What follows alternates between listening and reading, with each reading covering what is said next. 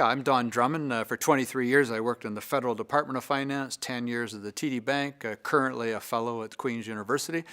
The Ontario government approached me about a year ago to give them advice on how to get back to a balanced budget. They said before 2017-18, but I discovered that was going to be very, very difficult, so I took the mandate as how do you get back to a balanced budget by 2017-2018.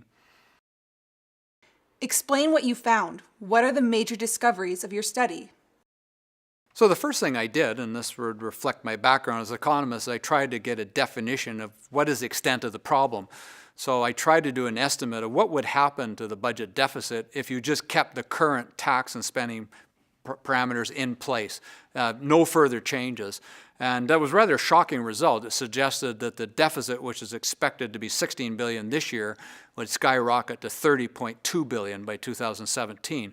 So it really recast the exercise. It wasn't a question of just getting rid of a $16 billion deficit. It was really getting rid of a $30.2 billion deficit. And in order to do that without increasing taxes, you would have to limit the total amount of money the Ontario government spends to grow by only 0.8% per year. And of course, if you keep in account that population is increasing and there's inflation, in real per capita terms, that's a very sharp decline in spending. The government stipulated that you could not look into tax increases or the privatization of healthcare to tackle the deficit. If these could have been used, what would you have advised? Well, probably the one that people talked about the most was the limitation to not suggest anything privatizing in healthcare. That's the one that posed the least problem to me, because I wouldn't have been inclined to do that at any rate. And if you look around the world, the United States is a classic example. We have predominantly public, they have predominantly private, and they spend almost 50% more than we do. We did bend that a little bit, or at least open to interpretation, that you could have private sector delivery of the health care, provided that people could pay with their Ontario Health Plan. So it's a public payer system. The tax side didn't bother me either. Personally, I would use the tax side somewhat, not extensively, but I would raise taxes somewhat. But that's fairly easy. You don't really need a commission and people like myself to go in one stroke of the pen. You could raise personal, HST, corporate income taxes. The difficult part is the intricacies of the public program spending. So again, I wasn't troubled by that limitation on our mandate at all. Which of your recommendations are essential when it comes to balancing Ontario's budget? Well, in terms of the dollar importance, it's obviously healthcare, because it's over 40% of the total spending, and it has been the fastest area of growth in spending. And we've recommended that, as opposed to about 7% annual increases in healthcare spending over the last 10 years, it be capped at 2.5%.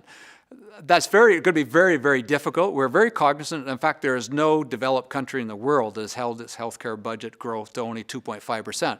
There's always a first for everything, but what we're suggesting would be a first. So I'd say that was probably the most important. But we do make 362 recommendations. I think you have to implement all of them, or some reasonable substitute if you reject some of them, in order to get the balanced budget. We didn't actually suggest, here's all these things, and they're really more than you really need to do, and you can chuck aside a bunch of them. No, check aside a bunch of them, but you got to introduce something else to replace it. Which of your recommendations should Ontario students pay the most attention to?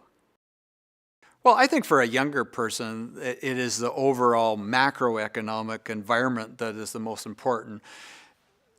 Current generations have a tendency to build up a massive amounts of debt. It doesn't particularly hurt them because somebody else will pay for it, and i.e. the next generation, i.e. the younger people. And so people can go through a good portion of their working life and their retirement paying less taxes than they are receiving in government benefits. And of course, what happens is then an entire generation after them will pay more taxes than they'll receive back from the government. That is the lot in life for the young people of Ontario, unless this fiscal problem is dealt with fairly harshly and fairly quickly. And this could go on for a very, very long period of time, and we've seen that with previous generations. So I would say do everything possible as a young person to keep the pressure, the awareness that this can't be allowed to drag.